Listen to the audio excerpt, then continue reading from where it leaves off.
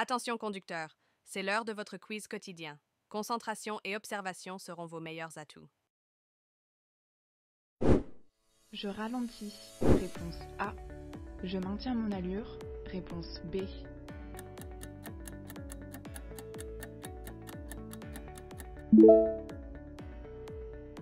Quel est le danger ici? J'arrive au niveau d'une zone de chantier avec une circulation alternée.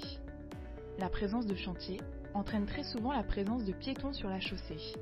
Je dois donc être particulièrement vigilant, d'autant que le virage ne permet pas une bonne visibilité. Je peux passer, car l'ouvrier avec le panneau vert nous y autorise. Je ralentis par prudence. Bonne réponse A.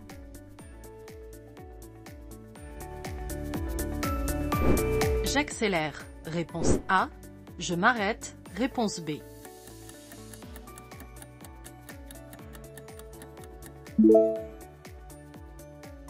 Ai-je le temps de passer avant que la barrière s'abaisse? La question ne se pose même pas. Lorsque le feu rouge d'un passage à niveau est clignotant, cela signifie que les barrières vont s'abaisser dans la foulée. Je dois m'arrêter immédiatement avant le passage à niveau sans chercher à le franchir. Bonne réponse, B. Next level. Tous les 3 jours, le personnel autoroutier est impliqué dans un accident. Oui, réponse A. Non, réponse B. Maintenir un corridor de sécurité est conseillé, réponse C.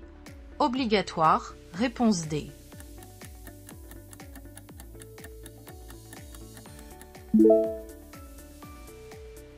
Comment assurer la sécurité du personnel autoroutier? Le personnel autoroutier intervient directement sur l'autoroute lors de travaux, pannes, accidents. Il est donc très souvent victime d'accidents à cause d'usagers ne respectant pas une distance latérale de sécurité. En effet, tous les 3 jours, un accident impliquant le personnel a lieu. Il est donc obligatoire, lors de leur présence sur la chaussée, de maintenir cette distance de sécurité et d'adapter votre vitesse. Bonne réponse, A et D. Congratulations.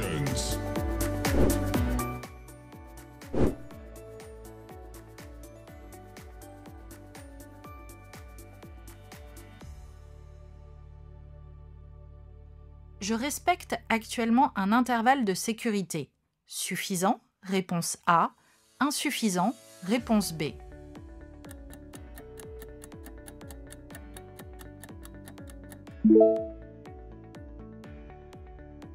L'intervalle de sécurité est-il actuellement suffisant? Il y a plus de 2 traits de la bande d'arrêt d'urgence entre moi et le véhicule devant moi. La distance de sécurité est donc suffisante. En effet, il faut 2 traits entiers pour dire que la distance de sécurité est suffisante. Bonne réponse A. Dans cette situation, je roule en feu de croisement. Oui, réponse A. Non, réponse B. L'usager en face m'éblouit.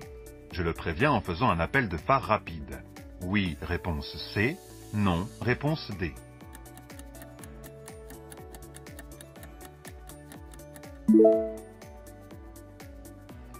Quel feu utiliser dans cette situation? Je circule en agglomération éclairée. Je peux donc circuler en feu de croisement. Si le véhicule en face de moi m'éblouit, je peux faire un bref appel de phare pour le prévenir. Bonne réponse, A et C.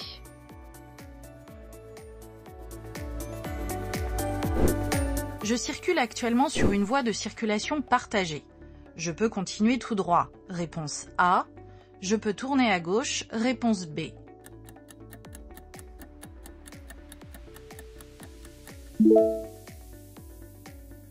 Qu'indique la signalisation? Je circule sur une voie de circulation partagée. Tous les usagers sont autorisés à y circuler. Le panneau m'interdit de tourner à gauche.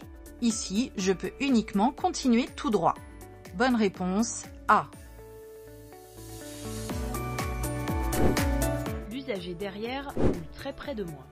J'accélère, réponse A. Je ralentis, réponse B. Je maintiens mon allure, réponse C.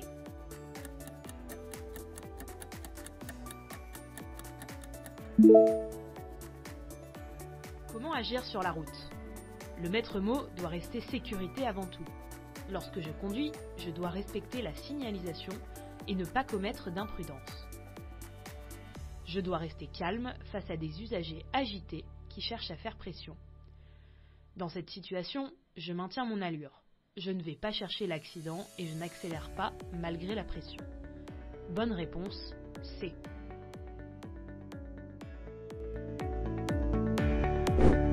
Dans cette situation, pour continuer ce dépassement, il est préférable de ne pas conserver le clignotant gauche allumé. Oui, réponse A. Non, réponse B.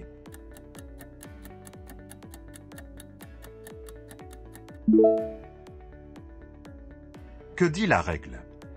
Lorsque j'effectue un dépassement, je dois signaler mon intention avec le clignotant et le laisser tout au long de la manœuvre. Ici, je circule dans la voie du milieu. Laisser mon clignotant pourrait induire en erreur les usagers qui se trouvent derrière moi. Bonne réponse, A. Je maintiens mon allure. Réponse A. Je ralentis dès maintenant. Réponse B. Je me prépare à allumer mes feux de détresse. Réponse C.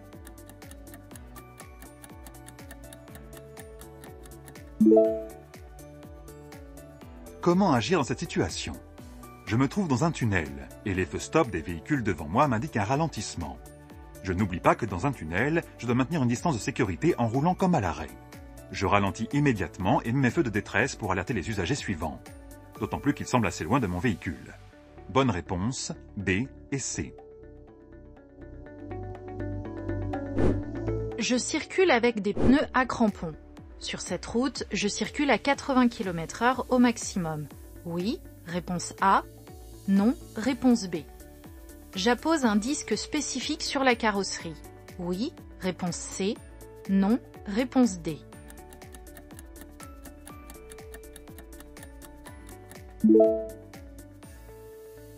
Qu'est-ce que des pneus à crampons? Les pneus cloutés et les pneus à crampons sont faits pour rouler sur la neige. Ils comportent sur leur bande de roulement des clous ou des crampons en métal.